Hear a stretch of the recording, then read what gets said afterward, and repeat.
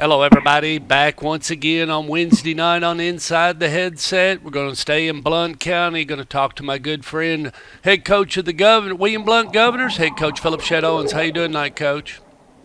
Doing good, Stork. How are you?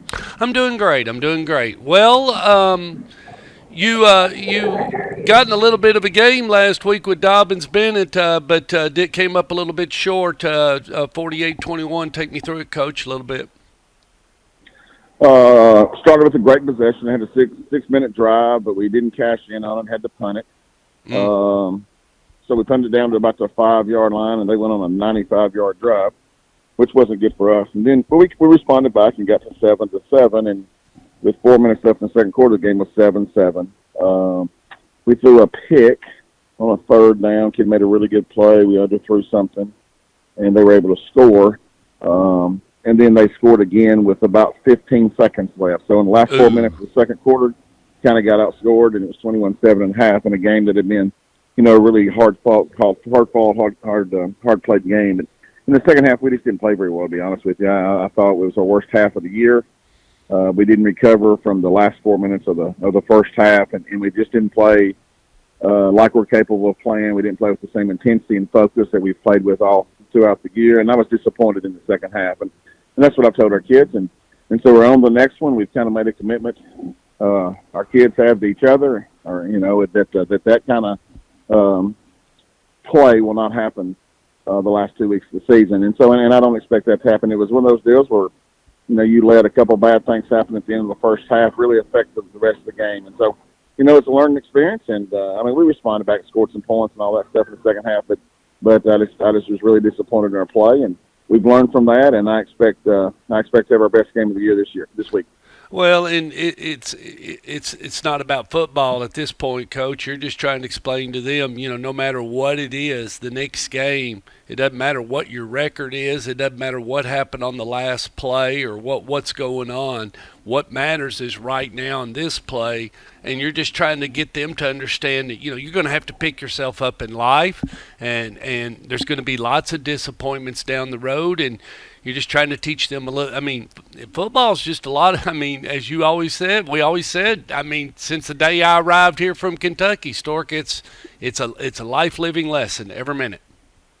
Oh, that's for sure. Football teaches you a little bit about the game of football, but a whole lot about the game of life, and I really do believe that. And so, things hadn't gone good. We haven't won. We haven't done some things we wanted to do. We've been close so many times, and it's been heartbreaking. And, all those kind of things happen. That's kind of like life.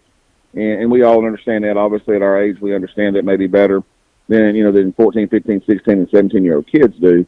But it's a lesson to be learned, and that's, and that's what I talk to our kids about. Sometimes, you just gotta you get pushed in the corner. You got to come out fighting. You gotta keep going to work every day, even though something bad happened in your life. A parent passes away, or something happens in a marriage, or you get a sick child. You still got to get up and keep going. And so, this is football. This is not anything that's that kind of deal with life, but it's still, you can learn from it the same way. So that's been our message, and our kids have practiced really, really well this week. We had a great practice again today, and our kids are ready to play. And so, I don't know what's going to happen, but I expect us to play our best game of the year, and I'm looking forward, and hopefully our kids can. I want our kids to celebrate at 9:15. That's what I'm looking for. I'm looking for a payday for our kids, and hopefully that can happen Friday night. Well, and nobody knows about, your father used to, be right there with you on the sidelines many Friday nights, and I know you at times, you give anything to have him there, but he was a part of the season, and you're still coaching just because he would expect you to keep coaching. That's just the way it is, and there's no pity parties on football teams. It's time to get back at it and put that helmet on and get out there and find somebody to hit on Friday night. Oh, for sure. Nobody feels sorry for you. Everybody's trying to win a game, right? You're looking for sympathy. You're playing the wrong sport to look for sympathy. So the bottom line is you got to fight, right? When things go bad, you got to keep going to work. Things go bad in life, you got to keep on fighting. And when things go bad in football, you got to keep on working and get better. And that's what our kids have been doing this week. And shoot, man, I have a great group of kids to coach. I love them. They do what we ask them to do. And yes, they didn't play with the same intensity in the second half Friday night that we have throughout the year, and that was disappointing. But but I would expect them to learn from that. And we've talked about that this week, and I don't expect that to ever happen again. So with that being said, we'll find out. It's the thing about playing sports. You can talk all you want, but you always find out at about 7 o'clock on a Friday night. So that's what's going to happen. We're gonna see if we've actually learned lessons. We're going to see if we're going to continue to play with the same kind of intensity we have for the majority of our year.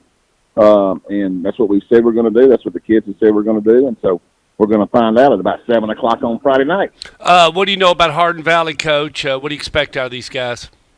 Oh, they're a lot like us. They've struggled and had some bad things happen, and hadn't won the kind of games they want to. But so they're a whole lot like we are, and they're desperate to win. Bottom line is kids work really hard. What people don't seem to understand. I've been on the other end of this thing for a long, long time. When I was at Smyrna and at Blackman, and the 1 year at the Christian school. And what people don't understand as far as fans, sometimes they forget, is that it doesn't matter if you're 0-20 or 20-0 in your last 20. You've all worked really hard. All those kids have worked really hard in football. Mm-hmm. Matter of fact, we worked just as hard here at William Blount as we did at Smyrna when we won back-to-back state championships, or when we did it at Blackman when we had all that success at Blackman. These kids work just as hard. They just don't get as many paydays on Fridays, and that's a challenge. And Hardin Valley's kind of going through those same things. That's a challenge. It's not about those kids just need to work harder. Well, our kids are working as hard as I promise you anybody in the state of Tennessee is. Unfortunately, we just hadn't been able to win football games. A lot of it's been we've been outmanned athletically. Sometimes we've come close and just haven't been able to finish games. It's a confidence thing at times. But that's, people didn't understand our kids and Hardin Valley's kids and anybody who's not been overly successful. They're working just as hard as the kids from programs who are successful. And a lot of times they're just not quite as talented as some of those teams. And so our kids have busted their butt all off season, all summer, all fall practice, and I want them to get a payday Friday night. So that's what we're going to go do. True story. 2003, Jesse and I are filming your game against Riverdale. We're in the playoffs, and we're in a close game in 2003 with Wolke in the playoffs, his senior year, and something was smart said about Smyrna Band. And Jesse was just about, I thought we was all going to get into it.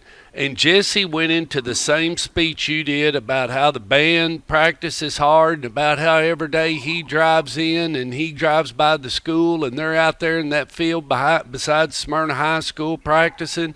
And I was scared for my life, Coach. And I swear, because I didn't know that many people in Rutherford County at the time, but Jesse wasn't scared of anybody. Of course, he was a very broad man, and he talked with a very commanding voice. So I wasn't really worried about it. But, some of those nights over there, man, you just said, all I want to do is get my data and get off this press box and get out of here. But anyway, Coach, people forget that sometimes, that everybody is working to try to be successful, right? And that's certainly true with our football team. And sometimes you forget that, and you want to criticize. You want to criticize the kids. You want to say things, well, we're not winning the games. And that's the stupidest thing I've ever seen. These kids are busting their butt, paying a price. And they haven't enjoyed their success, so they're frustrated. And sometimes you can see that on the field sometimes, and that's, learning to control emotions. We haven't always done that as well as we should.